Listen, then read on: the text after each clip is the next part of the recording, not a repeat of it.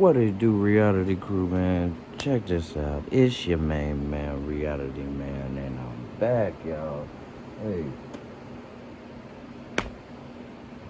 with another video, y'all. I'm not gonna hold you up, y'all. Oh, see? You always trying to get to the drink. See, I already knew it. Trying to get to the drink. Hey, we got another video, y'all. Hey, man, check this out, man. We on the road, y'all, to 1 million and beyond. But our first checkpoint is 10K, y'all. We gotta get 10K. 10K, I don't care how much they pay. I'm doing a giveaway. You know what I'm saying? I don't care. I'm doing the fucking giveaway, y'all. We're gonna get it, all right? You're gonna get it, all right? The title of today's video is The Secret Polygamist Sex Cult You've Never Heard of. All right, we're going in debt. All right, we're gonna do this. All right, we're definitely doing it. All right, and it comes to you by Summer Sanchez. Shout out to you, man. You keep doing your thing. I'm gonna keep doing mine over here, man. I ain't gonna hold you up too long, man. We got the drink on deck, man. Just to let y'all know, man. I don't change it up, y'all. My man, Paul, alright? Red berry, y'all, red berry. And then we gotta go with the ocean spray, y'all. The ocean spray cranberry, y'all. Man, I had an OG tell me one day, he said, man, you gotta get them antioxidants in, bro. It helps with the antioxidants, bro. And I never look back, y'all. Alright, y'all, let's get straight into this video, man. Hey everyone, welcome back to my channel. Today we're talking about another cult. This cult was led by a man named Peter Moses Jr. And this cult followed the doctrine of the Black Hebrew Israelites, which we'll discuss more in detail later. But Pete Moses was on the very extreme end of this movement, and he Don't forget the ice, y'all. that he was a prophet. He started up his own little it's sect good with either way, being a major part of his teachings, and he it'd began be to real collect good wives and have lots and lots of babies with these wives. And this turned into a very abusive, dangerous environment for all the women and children living in the house. The women were basically forced to be sex slaves. All right. Pete was We're starting it out just like that. All right. So I want everybody to take some accountability here. All right. Everybody must be held accountable. Okay. All right. So let's not just put it off on one person. All right. If it's a sex cult, everybody's having sex. All right. I mean, the children. That's nasty. All right. Lock him up. Throw away the key. But all you grown-ups out there that's getting involved with this shit, man, come on. You guys need to be in a crazy house or something. Seriously, man. How are you doing it? Hey, yo. Say what's up to Guano. All right. Man on deck. looking for new women to recruit into his cult, and one day he reconnected with an old friend from high school, a woman named Antoinetta McCoy, and this is when the violence in the house reached a new level. And in the end, two totally innocent people lost their lives in the most brutal way. Bodies of McCoy and Higginbotham were discovered in the backyard of a Durham home earlier this month. Police say all the suspects and victims were part of a polygamist sect called the Black Hebrews.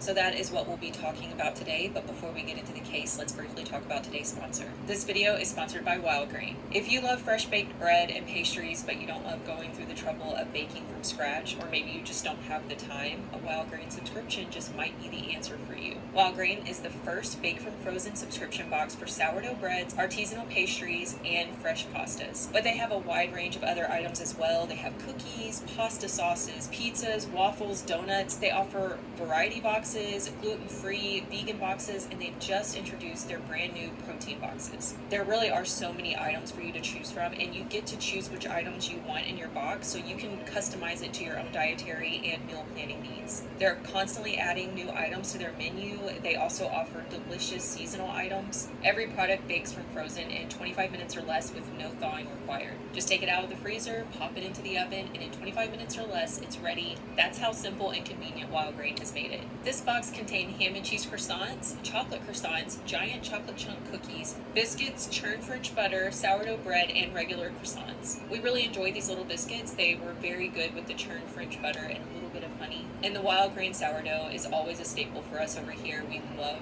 the sourdough. Wild Grain has more than 40,000 5-star reviews, and they've also been voted the best food subscription box by USA Today for 3 years in a row, which isn't surprising to me because Wild Grain really is such a great service. And they're also committed to giving back. They donate 2 meals to a food security nonprofit of your choice at no extra cost. You guys know how much I love Wild Grain. They've been supporting this channel for a while now, and I absolutely love working with them. And if you want to...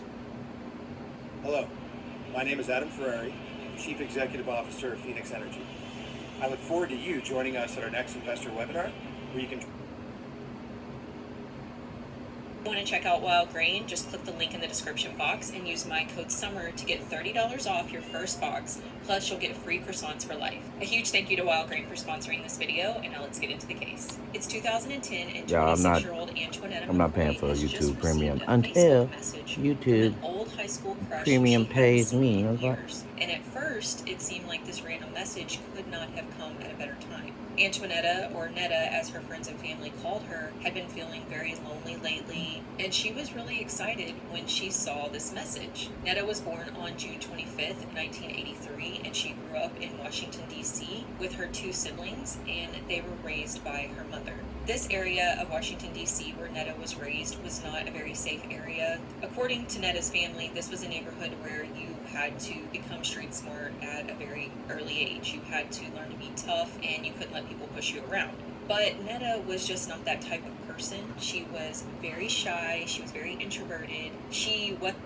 I mean, looking at the neighborhood, it looks pretty nice to me. I mean, looks nice to me. I mean, it's beautiful. It's weird how beautiful places can be so dangerous, right? Man. P-O-M-E, man. P-O-M-E.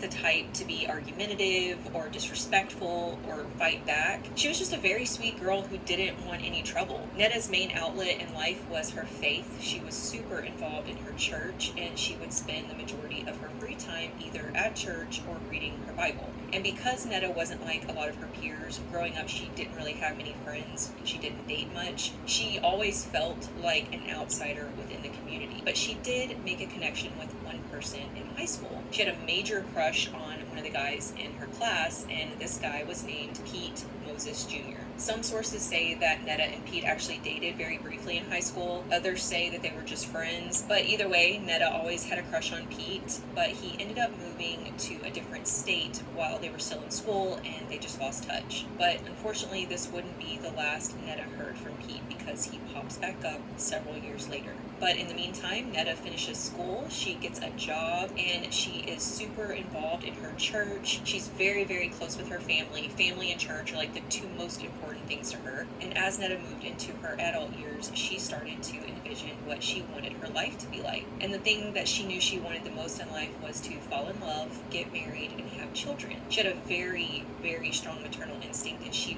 100% knew that she wanted to be a mother one day. However, Netta found out that she had a condition that made it impossible for her to have children. I'm not really sure what this condition was. All I know is that Netta's heart was broken, and she really struggled with this diagnosis. And now we're jumping ahead to 2010.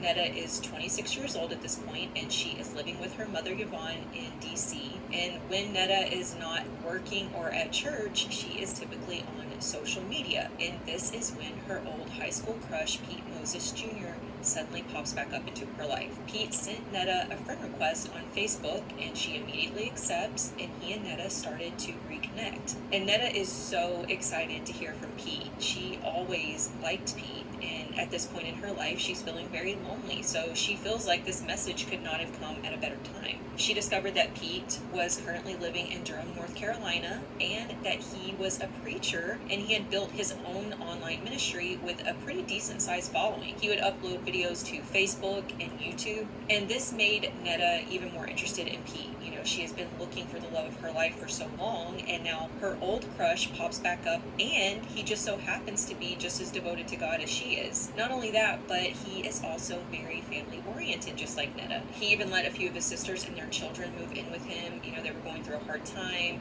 The fathers weren't really in the picture, and so he let them move in. And this made Netta like him even more, because obviously he was a really caring person. He was a family man. Pete was checking all of Netta's boxes. So on the surface, it seemed like he has grown up to be this really great guy. But that actually couldn't be further from the truth, because this was all an act. Pete had actually grown up to be a very sick and twisted, violent man.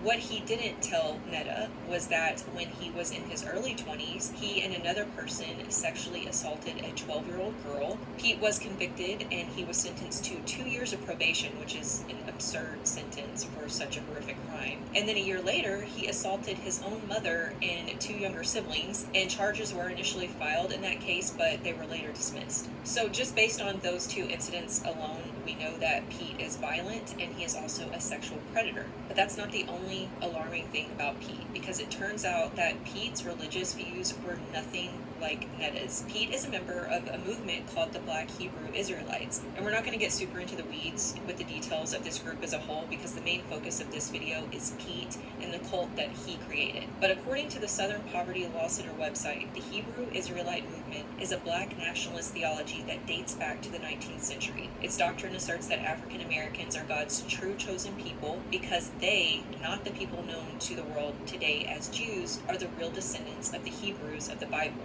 Although most Hebrew Israelites are neither explicitly racist nor anti-Semitic and do not advocate violence, there is a rising extremist sector within the Hebrew Israelite movement whose adherents believe that Jews are devilish imposters, and who openly condemn whites as evil personified, deserving only death or slavery. So from what I gather, most of the members of this movement are not violent. They don't condemn other races. Let's put this into perspective, okay? Now, the Hebrew Israelites. Now, everything has a little bit of truth in it. You know what I'm saying? So, let's go with Israel. All right. And I was having a conversation about this the other day. You know what I mean? And it was over the zodiac. You know what I'm saying? Like, man, the zodiac is so weird, bro. Like, I'm gonna do a video on making it clear, y'all, about the zodiac. You know what I'm saying? And bro, the birthstones that they have in the zodiac literally came from the Bible. You know what I'm saying? And you know, given that, you know, we have actual proof that the Bible is true, not so much for the zodiac. You know what I mean? Not so much for the zodiac. Have you ever looked at the stars from the zodiac? Have you ever looked at them? Come on. Where in the fuck do you see all of those? Like, where do we get Leo from? Like, the star literally looks like a rat. I'm just saying. A Roomba rat. A mechanical rat, y'all. And the Aquarius star symbol really looks like he's tripping. He literally tripped. A stick figure tripped on something. Like, it's not, dude, it's not a water-bearing man. Like, Libra literally looks like a lampshade. Like, no shade, but dude, when you get deep into this stuff, it'll make you trip out, man. And I think I think this is where the Hebrew Israelites, hey man, no disrespect, man. You can believe in what you believe in, man. Let me know down in the comments if you study Hebrew Israelitism or whatever. You know what I mean? Just, you can keep it very, very respectful. You know what I mean? And we can converse back and forth. You know what I'm saying? Um, but I think um, we definitely got to do our research, y'all. I think we definitely got to do our research into what we giving all our time and energy into. You know what I mean? But they do have some factions that are very militant. They are extremist factions within the main group, and they condemn all other races and also members of the LGBTQ community. This is a very male-dominated group. The women are expected to be totally subservient to the men. They are also against birth control, and they encourage having as many babies as possible. There are a lot of fundamentalist type roles within the extreme factions of this group. And as you will see, Pete Moses definitely falls into the extremist category. And this These is the factions thing. It's the extreme for me. You know what I mean? Like, we're not supposed to be extreme anymore. You know what I'm saying? If you didn't subscribe to Jesus, man, bless you. You know what I mean? But how could you go by anything else in the Bible? You know what I'm saying? I'm curious. Let me know. Let me know down there. I'm waiting. Let me know. about an impending apocalypse that will end in a violent race war. And I should also mention that some members of the Black Hebrew Israelites practice polygamy, because that is important for later in the story. So obviously Netta and Pete have very, very different religions. Okay, let me tell you my views on polygamy. All right, so with polygamy, I see no problem with it. I don't see it working. Like, I've never seen an 80-year-old polygamous couple. You know what I'm saying? That they made it through the trenches, through everything. You know what I'm saying? I had never seen this. You know what I mean? It's always dynamics, and it's always, yeah, you see this couple, but what they doing now? You know what I'm saying? Like, where they at now? You know what I'm saying? Like, I've never seen it last. You know what I mean? So would I be like, uh, hey man, let's go be nah, I wouldn't do that. You know what I'm saying? Because it ain't a point unless you like those games. You know what I'm saying? Like, you can play those games all you want. You know what I'm saying? Like, that's fine with me. Like, games fine. All right, exciting. All right, I get it. But is it gonna last? Probably not. Probably not. Probably gonna end in some turmoil. Something bad. You know what I'm saying? Man, I just don't see the point in polygamy. Unless, you're trying to get somewhere. Hey, man, listen. Do your thing, man. You do yours, I'm going to do mine. But I just don't see it, you know what I'm saying? People in the Bible, I always refer back to the Bible, y'all. So forgive me. I always refer back to the Bible. And people in the Bible, they did have a lot of wives. That could be something that you say, but, are they happy? You know what I'm saying? Like, were they happy? No. I don't think so. I don't think so. You know what I mean? And the Bible always says, you know what I'm saying, though, that man who finds a wife finds a good thing. It doesn't say you need to get married, you need to find anybody. You know what I'm saying? Yeah, man. I just don't see the point in polygamy unless you have a business strategy, and even then it's kind of complicated, because how this other person is going to be faithful to you, and it's just a lot going on. Like, it's a lot just with one person. You know what I mean? And then you want to do that with a lot of them? No, I just don't get it, yo. I just don't get it. You might as well be a player. You know what I'm saying? Because it's like the extreme disrespect when it's when it's like right in your face. You know what I'm saying? It's like the most disrespectful shit you could ever do.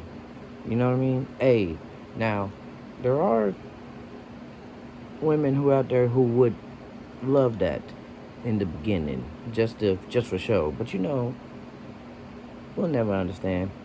As a man, as men, we'll never understand what's going on. We just won't do it, alright? And to have a lot is something else, y'all.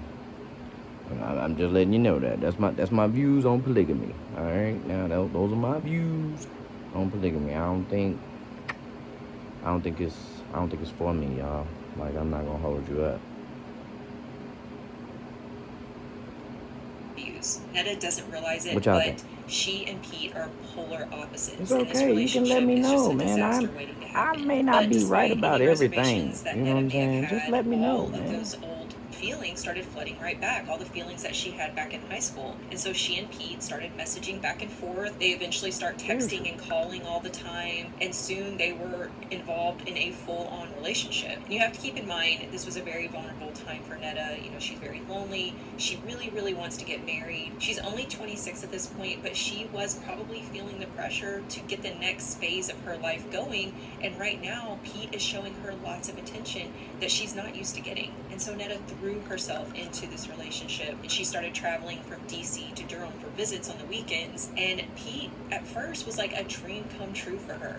He treats her really, really well. She loves every second that they spend together. She also gets along really well with his sisters and their kids. Like, everyone is super welcoming. Netta is unbelievably happy at this point in her life because she thinks that she's finally found the man that she was meant to be with. And this relationship moves very, very quickly. Within just a few months of them reconnecting on Facebook, Pete tells Netta that he wants to marry her, and he asks her to make the move from DC to Durham. He wants her to move in with him, and Netta says yes. Now, Netta's family were, of course, a little taken aback when they heard that she was moving out of state to live with this guy that she had just started dating. Her mom, Yvonne, was especially uncomfortable with the situation because she actually remembered Pete from back when they were in high school, and she never liked him. She has said that she doesn't know what it was exactly about him, but she just had a bad feeling, even when he was a teenager. And so she wasn't super happy about this relationship in the first place. But she also knew that Netta was an adult and she didn't want,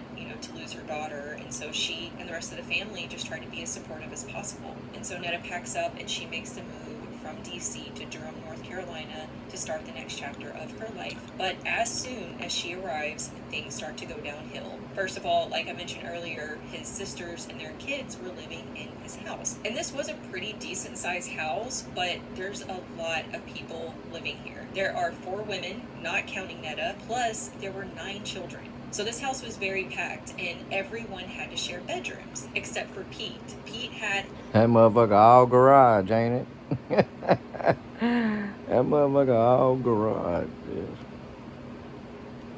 own room, the biggest, nicest room in the house, while the women and children had to share, including Netta. Netta was not allowed to sleep in the same room as Pete. She had to move into a bedroom with 2 of his sisters, which I'm sure had to be a shock to her. Like, I'm sure that she assumed that she would be sharing a room with her fiance and not members of his family who were practically strangers to her, but she just did as she was told, and she started trying to make a place for herself within this family. But it became clear very quickly that Pete's family was not normal.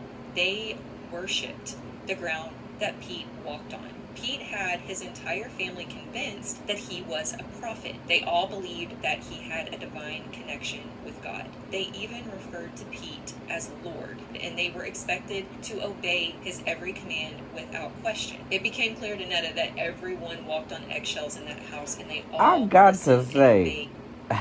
to say, man, polygamy does give a man that glow. You know what I'm saying?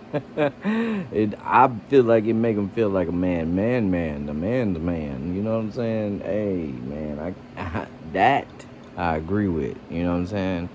Like, if you had some trauma, you know what I mean, in your life, maybe you need about 3 or 4, 2 or 3. You know what I mean? Seriously, man, 5 or 6, 7 or 8. You know what I mean? To build you back up. You know what I'm saying? Life done thrown you around, done led you astray. You know what I'm saying? Maybe it's time, man, that you be honest with yourself and with the women in your life. Be like, you know what? I need all y'all under this one roof right now. Fungal. Right now. Everything Pete said. This was a very strange family dynamic, but perhaps the biggest surprise of all was revealed one night while everyone was sitting at the dinner table. As some of you may have already guessed, the 4 other women in the house were not actually Pete's sisters. They were his wives, and the children were in fact not his nieces and nephews. They were actually his biological children. Well, all of the kids except for one. There was a 4-year-old boy named Jaden who was not Pete's biological son, but we'll get more into that in a bit. So before we dive further into the story, I want to introduce the 4 other women in the house. So first, we have 40-year-old Lavada Harris, and Lavada and Pete had been together since 2000. But the women, how they feel, gotta be tragic. You know what I'm saying? Like, it gotta be horrible, man. They gotta feel dirty, disgusting.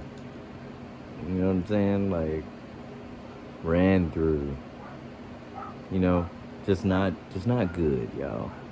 You know what I mean? They not feeling good. Okay? All right.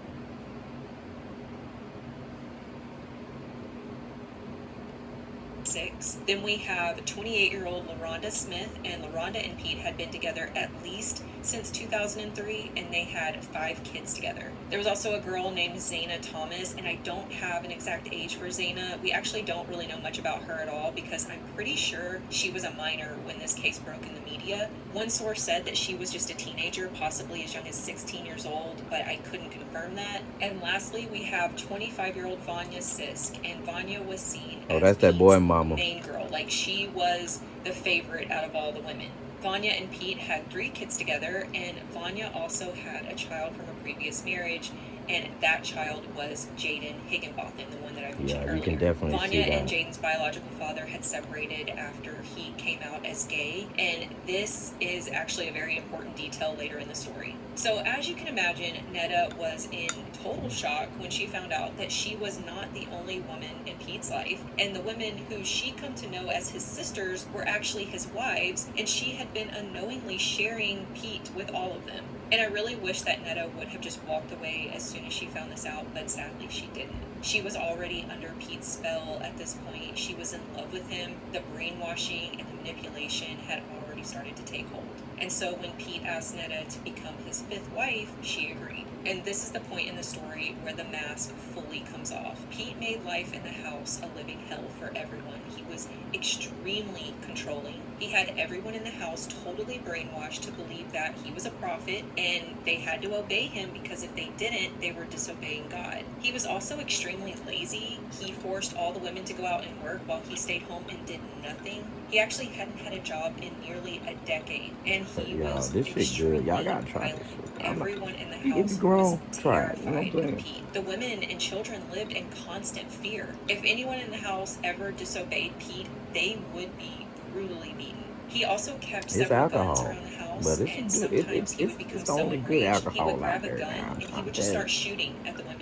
He was also insanely sex obsessed. Like, he wanted the women to be ready and willing anytime he was in the mood. And he demanded that they have sex with him multiple times a day, and saying no was not an option, because if any of the women ever said no to sex, Pete would beat them black and blue. He would attempt to strangle them sometimes. He would pull a gun on them. They were basically forced to be his sex slaves. And this is what I'm saying right here. This is what I'm saying. And then you stay. Because you don't want to be homeless on the street. Dude, it's going to get better. Get out. Okay? Doesn't matter. Get out. Alright? You should not be enduring this. Like, at all, man. And then let's go on, okay? Let's just stop that narrative, guys. It takes 2. Seriously, man. I believe They should be in jail just like him. If they want him in jail, they should be in jail too. You know what I'm saying? That'll stop that shit. You know what I'm saying? Period. Gotta stop it, y'all. Like, nah, you should be in jail too. Like, would you want us to feel bad for you? No, right? You over there getting fucked and sucked on and licked on and enjoying the fruits of your labor. But it's just some days you like, no, I don't believe that that's a victim, y'all. I just don't believe that's a victim. I just think that when everybody else caught on to what was going on, or when you made it public that he was beating your ass, as a form of foreplay.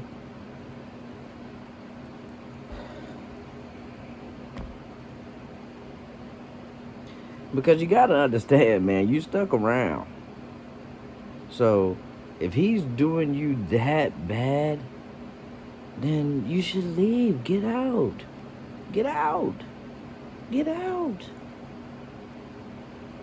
4 women in there, and none of y'all got nowhere to go. Even if you don't have nowhere to go, you got help, you got shelters, hotlines, this, that, and the third. And they love women. They like women. They make sure they get housing.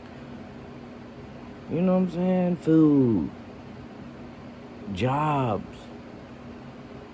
There's stuff out there, guys. Like, I just feel like you perpetuating something and you just want it to go down, down, down. But I feel like you need to go down, down, down too, because it's the psychology of it.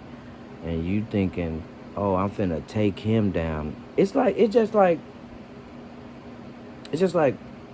you're in the house with somebody that got a gun, right? This person got a gun. He said, I'm gonna shoot you dead, right? And you say, oh my God, I need to go. You get out, you leave. But then you come back because you forgot to say bye.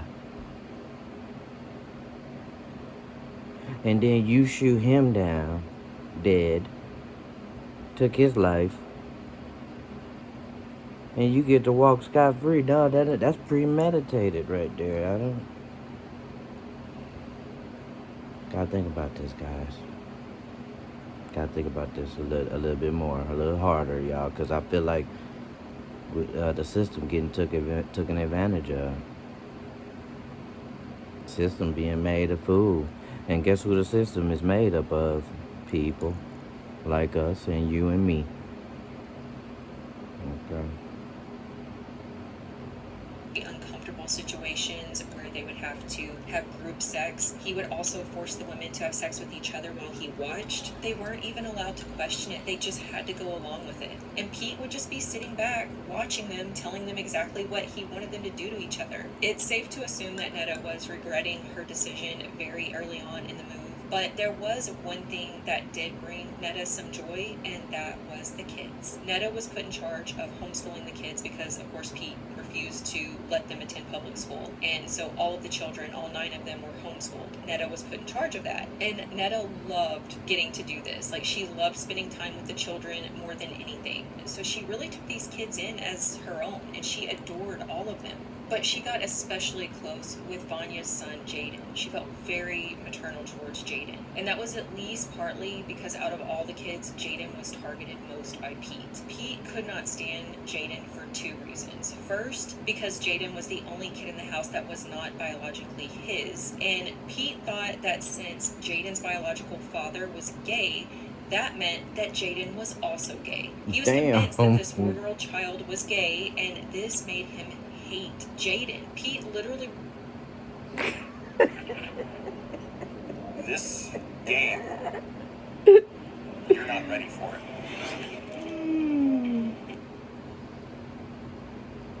really referred to Jaden as an abomination, and he would unapologetically, constantly tell Vanya that she wanted to get rid of him. And so Jaden was picked on by Pete a lot, and he would get into trouble for the smallest things. We actually don't know He's the a extent of the child. abuse He's a that Jaden went child. through, but family members who were not affiliated with the cult have said that after Jaden went to live with Vanya and Pete, he changed. They said that it was obvious that he was very afraid of. This nigga said, this nigga Pete said, I'm not gonna tell you that I'm rich, but there will be signs.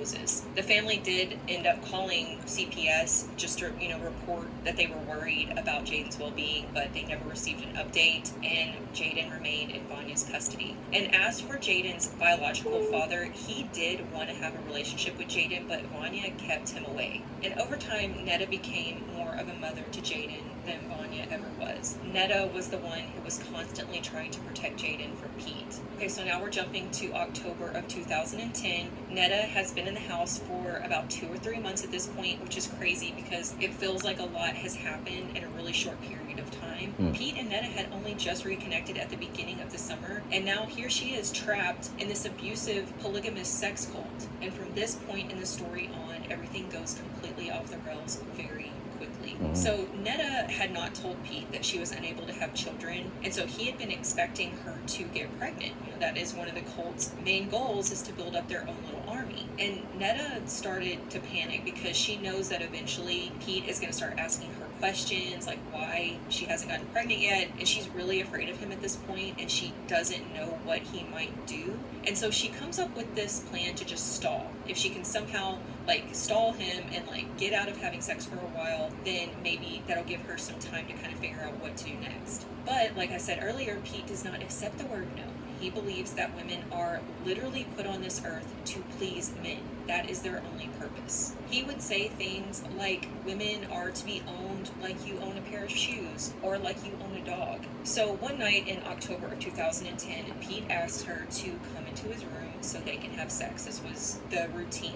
Every night he would have a rotation of women that would be called to his room to have sex. And on this particular night, Netta really wanted to get out of it. And so she tells him that she's just not in the mood. And it does not go over well. Pete flies into a rage. He started beating Netta. He punched her so hard in the face that he knocked one of her teeth loose. He then grabbed one of his guns, put it to Netta's head, and he pulled the trigger. He is a psychopath. Thankfully, the gun did not go off. Did it jam? Was it not actually loaded and this was just a sick, twisted scare tactic? I don't really know. All I know is that it didn't go off. And after Pete was finished physically assaulting Netta, he then proceeded to sexually assault her. This attack pushed Netta over the edge, and this is kind of the point where she realized that she needed to get out before it was too late, because this man was psychotic and he was going to end up killing someone. And so that is what she did. One day she saw an opportunity. All the women were out working and Pete was in the shower, and so she grabbed what she could and she made a run for it. She ended up back in DC at her mother's house, and she told her family everything that she had been through. And of course they encouraged Netta to go to the police, but that just wasn't an option for her at the time. She was just way too terrified of Pete. He was so unhinged and he had already pulled a gun on her, and she just did not want to take a chance. I respect it because she didn't come back to say bye. Or did she? But Netta's family was extremely happy to have her back, and they were just hoping that this would be the end of the relationship and they could just put this entire horrible experience behind them and move on. But, of course, Pete could not let that happen. He felt like Netta was his property, and she had no right to leave. And they couldn't let that happen. You have the police. You have everybody in line ready to act on your behalf. Can't be scared, man. Golly, you can't be scared. You know what I'm saying? You done perpetuated this whole time. You was okay with it at one time. You was good with it. Oh my God. No, bro. Don't go back, G. You gotta be J-Lo. You gotta be J-Lo. We already talked He about started this. You bombarding gotta her be with messages Jennifer Lopez and say that's enough. and calls, begging and pleading her to come back to And Germany. if you got to, you gotta kill him. Hey, shit, fuck it. Get you some defense and say no. You know what I'm saying? Fuck it. You let it go on too long. You know what I'm saying? Way too long, man. That's just all there is to it, man. But when you say it's enough, it's enough. You know what I mean? There ain't no leaving and coming back. You perpetuating the same thing. But also, in this case, I also see the victim. You know what I'm saying? She is definitely a victim. I don't think she deserves to be in jail for that. You know what I'm saying? Like, for trying to get away. You know, I think it was a more meticulous plan. Like, her and the other wives were talking and was like, yeah, I don't want to do it when he say do it. And you know, Netta was just the one to be like, I'm gonna put a stop to this shit today. Like, no, then everybody need to leave. No, I feel like it's just not like that. You know what I'm saying? It's just not like that, man. I feel like they need to be held accountable too. You know what I'm saying? We need to stop being like, oh, it's just the man. Nah, man, we gotta help. This is just another way of them saying, oh yeah, treat us different. You know what I'm saying? Treat us like, and they just slide by. You know what I'm saying? All used and abused. I don't think that's right. making all these promises that he was going to treat her better and that it would be different. And when that didn't work, when Netta still said no, that's when he started threatening to hurt her or her family. Eventually, Pete's tactics worked, and 2 months after she had escaped, Netta very reluctantly returned Well, to do Germany. it then, nigga. Well, do it then.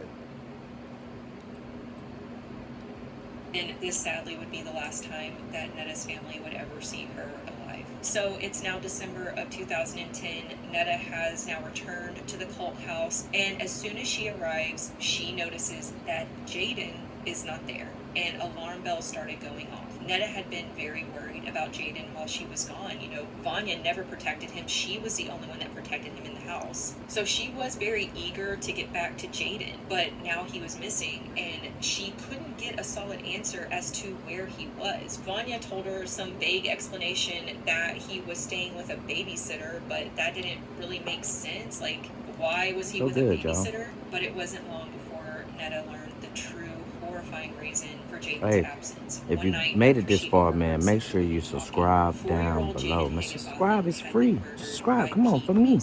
It all For your started boy. one day in October, not long after Netta had escaped. The children were in a room playing around. They were like running around, just having fun, when LaRonda sees Jaden hit one of her sons on the butt, and she immediately runs to go tell Pete what she has just seen. Again, Jaden is 4 years old. They are little kids. They are playing around. Jaden slapping another kid on the butt means absolutely nothing. But no one in this group seems to have a grip on reality anymore. So this was seen as a very egregious incident. And so LaRonda runs and tells Pete that Jaden has hit her son on the butt. And Pete proceeds to flip the fuck out. He starts pacing all around. He's, cussing and saying all these things. He's in a total rage. This was his breaking point with Jaden. This poor little boy who had done. All right, let's just put this into context, right? You got a kid. He's slapping your other kids on the butt. All right, we're not gonna do that, kid. All right, we're not gonna do that. All right, that's just all there is to it. Stop slapping them on the butt. Just cut it out. Why you slapping them on the butt? Like, what is that? What is that? I don't know.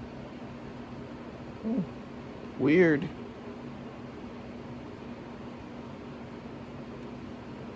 Wrong. He had never done anything. And I think it's a talk, man. I think it's a talk around the house. You know what I'm saying? Where he felt like that was okay. You know what I mean? That's okay to do. You know? It just is, you know? I'm slapping mamas on the butts. I'm slapping aunties and like, you know? Hey, man. Kids are sponges, dude. Kids are sponges. I don't mean to unpersonify them, but hey, man, they're sponges, man, and you gotta be careful. Like, they soak in everything that you do. You know what I mean? They really do. They really do. You know, that's the only time that they know what's right and what's wrong. You know, you gotta tell them. School tells them. You know what I'm saying? Like, different stuff tells them they're sponges. So they're new to this world. You know what I'm saying? So stuff that they gonna do, you as a parent may feel like it's something that they can't do. You know what I mean? And you might say, hey, man, this is wrong. That's wrong. Don't do that. But it may be just because you're not feeling okay. You know what I'm saying? You're not feeling this. Like, just don't do that. I'm tired of it. Stop doing that. I mean, they can't pick up that you're tired of it and you just don't want it to happen. You know what I'm saying? They're just gonna be like, oh, okay, that's wrong. Dad wants me to stop. Or adult wants me to stop. You know what I mean? And that's what they're gonna see as wrong. But the other stuff that you say is, yeah, that's right. Go pick up that gun and shoot your sister in the brain. But it's not gonna hurt her because it's a play bullet. They're gonna see that as right. You know what I'm saying? I'm just saying, like, we gotta be careful, y'all. That's all I'm saying. To deserve any of the abuse that he had been subjected to by Pete and the clear neglect and indifference from his own mother, Vanya. It ain't no books on parenting. I mean, you can probably pick up some books on parenting, but they also are human. You know what I'm saying? None of us are perfect. And, you know, we gotta stop thinking that we are perfect. You know what I mean? I think we gotta stop and let the kids be kids. You know what I'm saying? Like, just let the kids be kids, man. You know, make their own mistakes.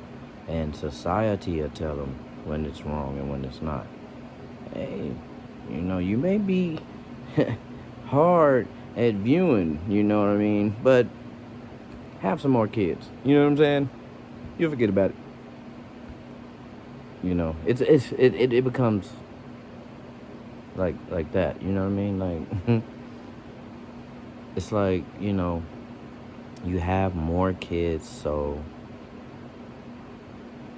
it's like if you lose one, pardon my harshness, my harshnality, but it's like when you lose one, it's like, damn, I got these other kids to love on too. I gotta be strong.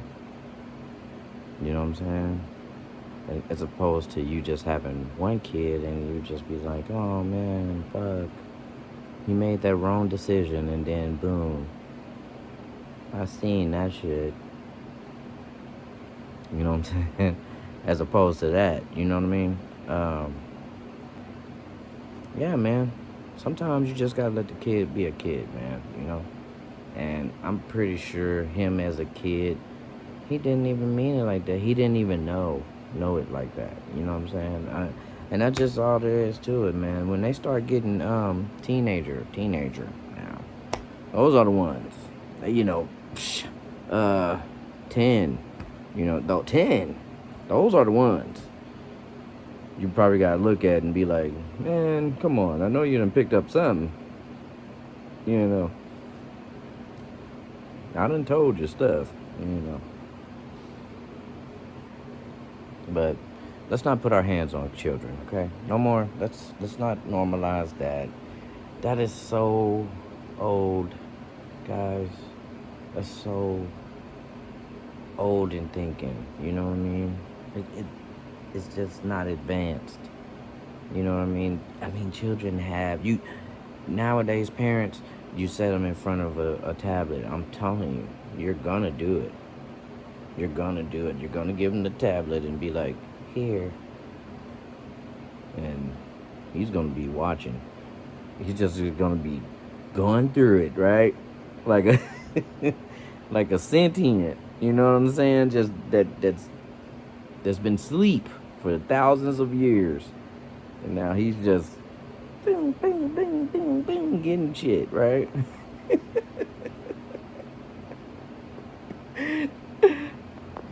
So we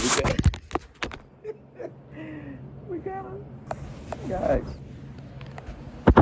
guys, we gotta be careful, y'all. That's all I'm saying. We gotta be careful. You know what I'm saying? That's the second time, man. I'm telling you guys. I'm telling you, we gotta be careful. You know what I mean? Especially with today's kids. Okay. Don't be scared of them. I'm just saying. You know, it's a different time. Calls for different measures. You know what I mean? If you want to keep the line straight, you know what I'm saying? Like, treat them like they want to be treated, because they're gonna see other shit, treating other shit like, you know, they know what's going on. They're learning faster. And these are just statistics. They're learning faster. You know what I'm saying? It's not that people in the old days were dumb, or, you know, it's just, man, the information is out there. There's a lot of information that's going on. We're out there in a mass, you know, production. You know what I'm saying? So, man, these are us.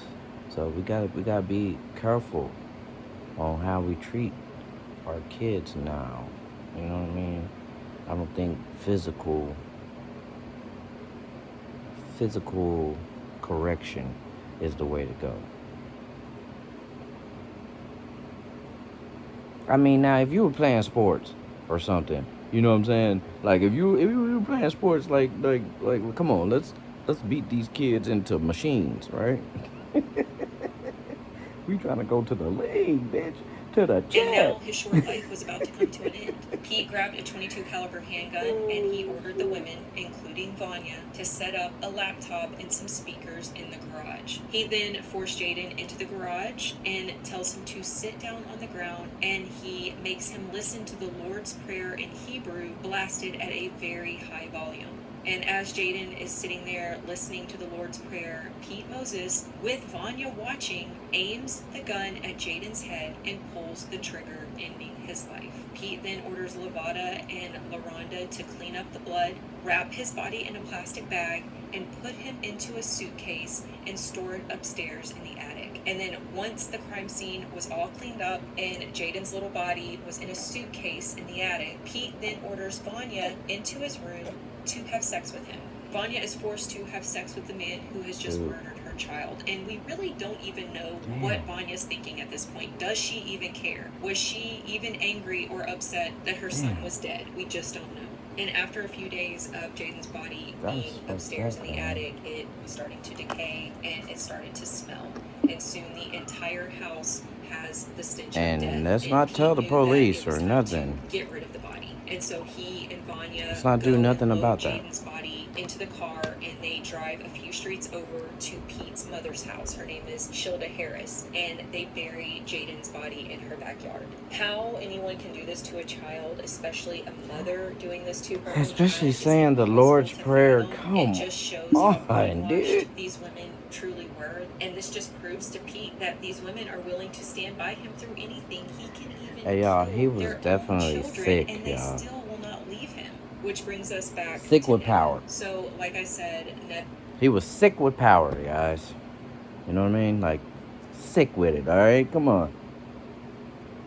One night overhears the women talking about Jaden's murder, and she is devastated, and she's also terrified because now she has confirmation that Pete Moses is capable of murder, and she knows that she needs to get out of that house immediately. So the second she sees her opportunity, she gets up. She has no shoes on. She's in a nightgown. but she bolts out the front door and she runs over to a neighbor's house and she starts banging on the door, begging to use this woman's phone to call for help. But unfortunately, Pete realized that Netta had run out the front door, and he knows that if Netta escapes again, she's probably going to go to the police, and that will be it for him and the cult. And so he sends two of the women out to go and grab Netta from the neighbor and drag her back inside the house. This neighbor literally watches as the women drag Netta kicking and screaming back inside the house, and she did nothing. I mean, I can understand maybe not wanting to physically get in the middle of all of this because you just don't really know what might happen, but she didn't even call police or anything. Later, when the neighbor was questioned about this, she said she thought Netta was a mental patient, and so she didn't think that she should call police. And once Netta was back inside the house, the torture began. First, she was beaten so brutally that she briefly lost consciousness. And then the four women and Pete all took a vote on whether or not Netta should be able to live or if she should die. And every single one of them voted that Netta should die. They first attempted to strangle her with a phone cord, but that didn't work. She kept regaining consciousness, and this is when Pete decided that Antoinetta was going to die the same way that Jaden did. They drag her to the upstairs bathroom. Pete once again orders the women to bring in his laptop and some speakers, and he started blasting the Lord's Prayer in Hebrew. But this time Pete hands the gun to Vanya, the same .22 caliber that he used to murder Jaden, and he orders Vanya to aim the gun at Netta's head and pull the trigger. But unlike with Jaden, Netta is very aware of what is about to happen to her, and she is crying and pleading for them not to kill her. She's literally begging for her life. But Pete could not care less. He only cared about protecting himself and keeping his twisted sex cult alive. He tells Vanya to finish the job, and she does. She pulls the trigger, ending Netta's life. Netta's body is then wrapped in a plastic bag, and she's eventually buried in Pete's mother's backyard just feet away from Jaden's body. Now, a few weeks go by, and Netta's family back in DC is starting to get worried because they haven't heard from her, and that is not normal. Netta always stayed in touch, but she hasn't called, and she's also not responding to anyone's messages. So one day, one of Netta's siblings gets a hold of Pete, and they're like, what is going on? She's actually contacting people. Like, put this into perspective, guys. She's actually, and she knows it's wrong. You know what I'm saying? And damn, dog. She went back, like I said, to say bye. You know what I'm saying? To say bye. Like, that's what I'm saying. Nah, man. Nah, man. Get out while you can. Like, no. Let's not even start this, okay, guys? I'm bringing awareness to this, okay? Unofficially, all right? I'm bringing awareness to this, man. Like, let's not do this, guys. I mean, because there's too many dynamics here, right? There's too many dynamics, man. Like, there's too much stuff going on here, man. There's too many personalities, too many minds. You know what I'm saying? Too many minds, man. And that's one thing that I like to say, man. You never know what's going on through another person's mind. Never know. You never know what the person next to you is thinking. You never know. Where is Netta? She's not answering our calls. We have not heard from her. And he tells them that she's fine. She's been working a lot of hours and she just hadn't had time to call. Then right after that phone call, the family suddenly starts receiving text messages from Netta. But they are immediately suspicious because it doesn't sound like Netta. Like, the person sending these messages doesn't text the same as Netta does. Yvonne, her mother, said that Netta always ended their text conversations with "I love you," and whoever this was didn't do that. And so the family knew right away this could not be Netta. And so in February of 2011, they called police and they officially reported her missing.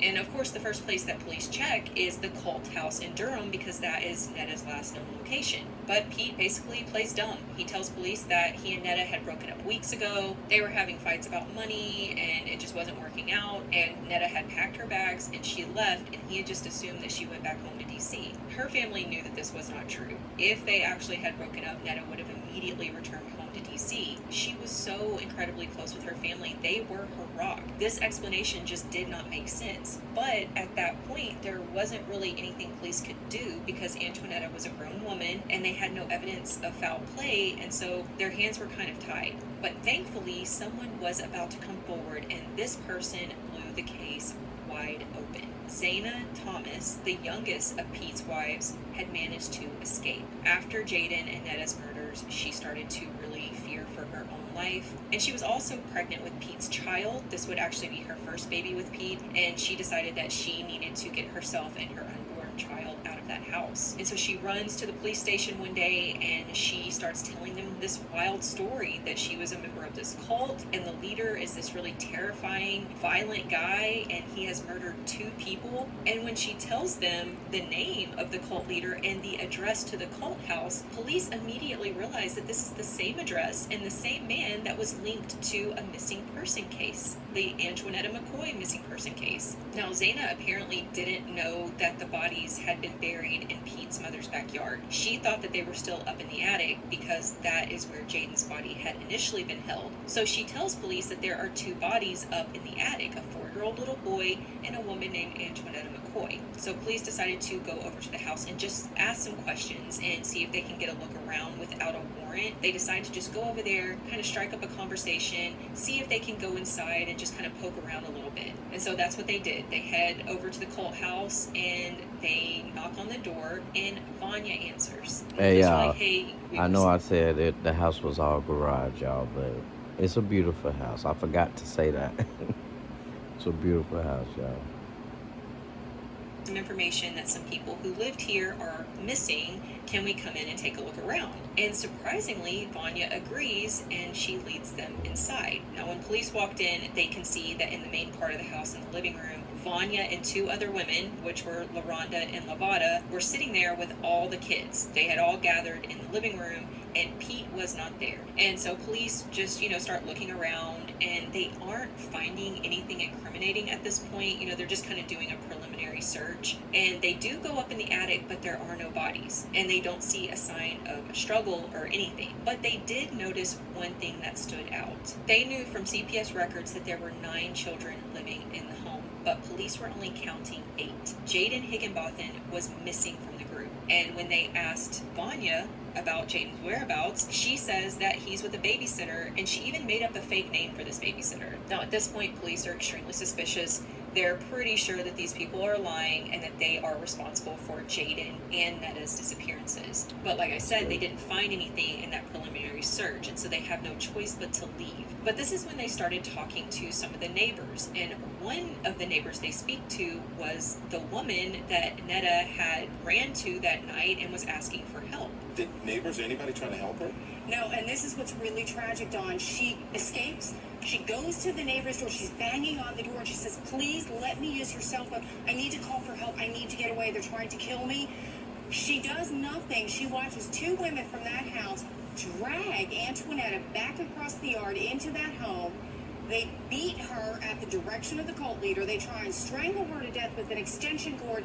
And when that doesn't work, he gives the gun to Jaden's mother, the same woman who watched him murder her little boy 2 months earlier, and says, you shoot her in the head. And she does. And that neighbor says to police, I thought she was a mental patient, so I never called anybody or did anything. This neighbor tells police all about that night. She said this woman who she didn't know ran to her screaming for help, and 2 other women dragged her back into the house. The neighbor did not know the name of this woman, but police were pretty sure that this was Netta, and so they just continued their investigation. Now, when Pete realizes... Call the laws, all right? If this ever happens, call the laws, bro. The laws, you get the laws involved, you gotta have sufficient evidence, make sure you're recording shit.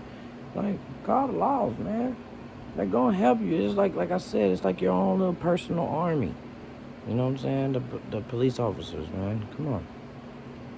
The police are starting to ask questions. He starts freaking out. He panics, and he makes the decision that they need to essentially go on the run. Pete, LaRonda, Lavada, Vanya, and the 8 remaining kids all pack up within a few days of that first visit from police, and they head to Colorado Springs, where Vanya's family lives, and they all move in with her grandmother. All 12 of them move into Vanya's grandmother's house. And it didn't take long for police to realize that they were on the run, because they went to the house to ask more questions, and it was empty. And so a nationwide manhunt starts, and in the meantime, the police get to work combing through every inch of the cult house. And this time, they found a lot of evidence. They found bullet holes. They found one that had gone through the bathroom wall, and the bullet was actually still lodged in the wall. They found traces of blood in various areas of the house that was later matched to Antoinetta. They also found Antoinetta's journal that detailed some of the abuse and just what her life was like in general while she was living with the cult, and it painted a very grim,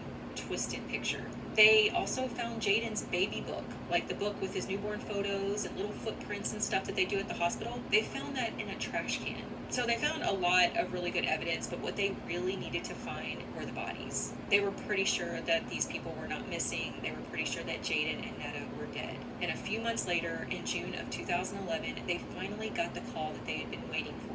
Someone who was renting out a house in town had called a plumber because they started smelling a foul odor in their backyard. And when the plumber started digging, he discovered a dead body wrapped in plastic, and he called the police. This Damn. was Antoinetta's body, and after a little more digging, they eventually found Boy, Jaden's who body. would have thought, boy? Who would have thought? You done buried the body, put it in plastic, and it's still smelling, man. Who would have thought caskets was the way to go? Oh, God. Tombs was the way to go. Who would have thought that shit? I didn't know that shit, y'all. That's new information to me. As well. It's devastating news for Jaden's father. I went from anger to sadness to happiness back to sadness. I have a lot of mixed emotions, so I can't really even tell you which emotions that I'm experiencing right now because it's horrible.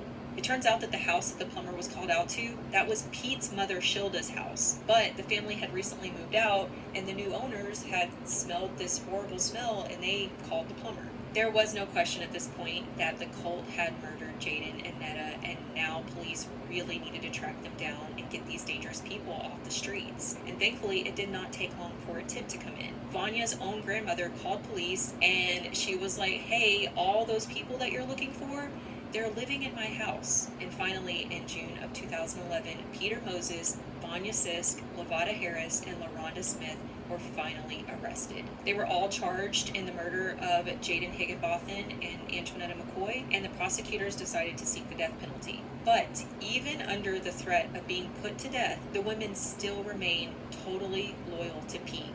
They stayed extremely tight-lipped about everything during their interrogation. They were not giving Pete up for anything. That is how incredibly brainwashed they all were. Pete was actually the first one who cracked because he didn't want to risk going to trial and getting the death penalty. He was concerned about himself. So he did confess to killing both Jaden and Netta, but he took the women down with him. A Durham County grand jury has indicted 7 people in connection with the deaths of a woman and 5-year-old boy. 4 of them, Peter Moses Jr., Vanessa Sisk, Lavada Harris, and LaRonda Smith, face murder charges in the death of Antoinetta McCoy. Moses was also charged with killing Jaden Higginbotham. Prosecutors believe Pete Moses led a religious cult, took several women as wives, and lived here on Pear Tree Lane. They say he shot 4-year-old Jaden Higginbotham in the head simply because he thought the boy was gay. Detectives say Moses ordered others to kill McCoy because she wanted to go home. Her mother still has nightmares. And then they try to check her with a phone call, and I mean, it wouldn't let her go. Why? Why? She described Moses as evil.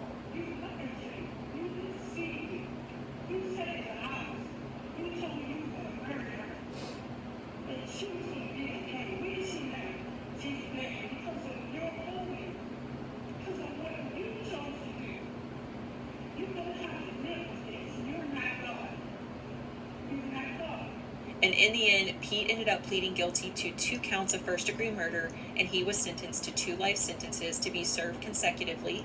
Vanya Sisk was sentenced to 30 years for her part in helping to cover up her son's murder, and for her part in the murder of Antoinetta McCoy. LaRonda Smith pleaded guilty to second-degree murder, kidnapping, and conspiracy to commit murder, and she was sentenced to 23 to 30 years in prison. And Lavada Harris was sentenced to 24 years for being an accessory after the fact in both murders. Pete's mother, Shilda Harris, and his sister Sheila were initially charged for being accessories, but those charges were eventually dismissed. However, Pete's brother Leonard Moses pleaded guilty to being an accessory after the fact, and he was sentenced to 5 to 7 years. And I wish I knew more about Pete's brother Leonard and his involvement in this whole situation, but there really isn't much about him in the research since his case did not go to trial. I'm assuming that he helped to conceal the bodies at Pete's mom's house, and he likely knew all along that the bodies were buried there, and he helped to cover it up. The only person who showed any true remorse for what happened was LaRonda Smith. She tearfully addressed the families in the court, and she apologized for her involvement. When LaRonda Smith admitted her role in the murders, she apologized and said she wishes she would have done things differently.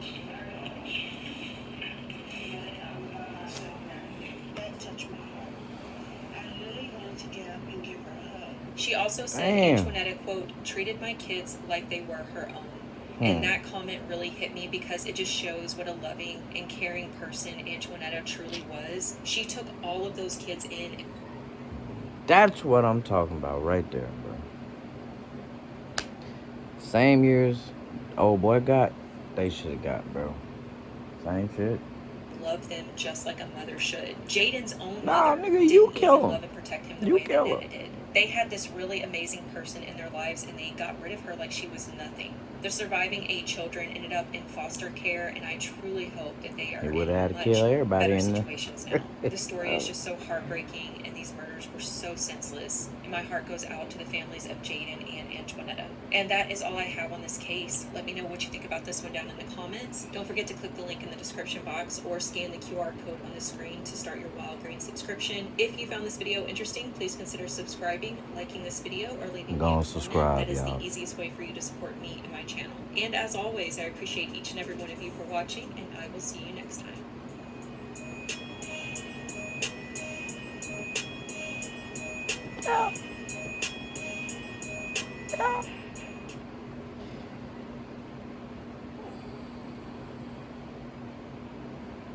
Alright, y'all. That's another video, man. Down in the books. You know what I'm saying? Let's go ahead and chalk it up. You know what I'm saying? To another video, y'all. Y'all made it this far, man. I appreciate you first and foremost. Go ahead and subscribe, y'all. Like, comment, do whatever you want to. This your channel at this point. You know what I'm saying? It's our channel. You know what I'm saying? I just run it. You know what I'm saying? It's our channel at this point. You know what I'm saying? But yeah, man. Until next time, y'all. Happy camping.